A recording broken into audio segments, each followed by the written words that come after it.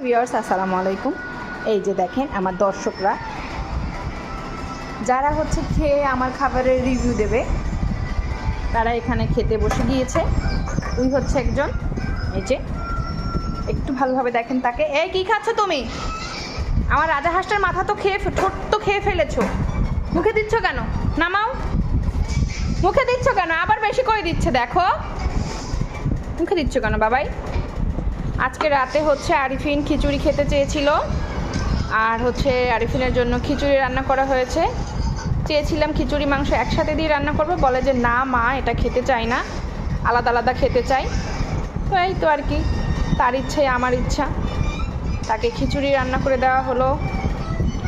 সাথে আছে গরুর মাংস। জানি না রান্না কেমন হয়েছে, আরিফিন খেয়ে বলবে কেমন হলো। এটা তো তার খুব পছন্দের খাবার, এমনিতেই তার রিচ ফুড টাইপের খাবার খুবই পছন্দ। আর সাথে আছে আচার, এটা তার নানুমণির হাতে বানানো আচার, খুবই মজা।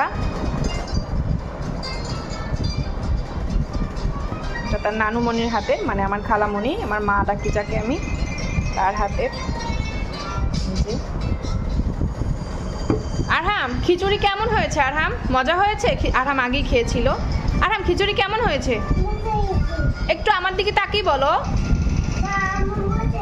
মজা হয়েছে, থ্যাংক ইউ বেবি জান। আরিফিন খেয়ে বলো কেমন হলো। ফুটবল খেলতে খেলতে আরিফিন একদম নিগ্র হয়ে গেছে, যে দেখা যাচ্ছে নিগ্রোকে। নিগ্রো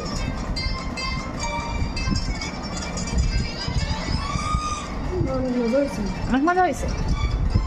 সে প্রত্যেক দিন 2-3 ঘন্টা ফুটবল খেলে বিকালে, মানে সপ্তাহে 3 দিন স্টেডিয়ামে যায়, আর একদম নিগ্র হয়ে গেছে ফুটবল খেলতে খেলতে। যাই হোক, আল্লাহ হাফেজ, ভালো থাকবেন সবাই।